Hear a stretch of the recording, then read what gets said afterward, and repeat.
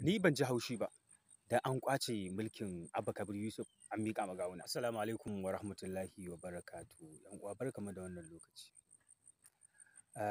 Zan ɗan yi tsokaci, zan yi magana akan zaɓen Kano wanda aka tabbatar cewa an ƙwace shi daga hannun Abba Kabir Yusuf a yau. Zaman kotu wadda ke da mazauni a jihar Kano. Wato mu a Najeriya sai dai mu ce inna lillahi wa inna ilaihi raji'un. Demokuraɗiyya ta ƙare. Kawai ana magana ne akan demokuraɗiyya amma babu ita. Wannan shine maganar gaskiya tsakani ga Allah. Da yawa in za ka zauna kai tunani da hankalinka za ka ga ƙara wucewar wancan mulkin na 1960 zuwa wannan lokacin. Wallahi ƙara a ce mulkin mallaka ake. Dama ka san cikin mulkin mallaka kake.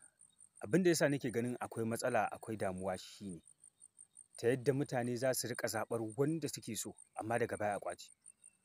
Anya gaba ba akwai ƙalubale ba na wasu za su ce sun daina fita ma zaɓen kwata-kwata a yadda ake so. Shugabanni mu sani Allah subhanahu wa ta'ala zai tambaye mu akan abin da muke yi. Da talaka da mai kuɗi da shugaba da kowa sai Allah ya tambaye shi. Ƙara ka gyara tsakaninka ga Allah.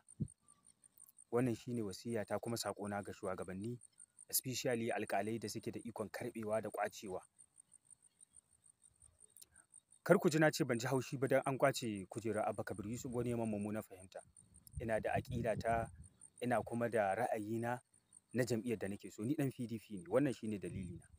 Dalilina da ya sa na ce ban ji haushi ba saboda ni ɗan PDP ne kuma PDP na zaɓa. To amma idan muka duba illar da Kwankwaso ya yi mana a Northern Nigeria, shi ya zo ya kutun-kutun, ya yi rufa-rufa, ya yi abin da ya yi. Saboda ƙuri'ar Kano ba ƙaramar ƙuri'a ba ce ba. Shi ya kawo ta, ya hana mu 'yan PDP mu kawo ta. Da yanzu cikin ikon Allah wata magana ake ba wannan ba. Wannan shine dalilina.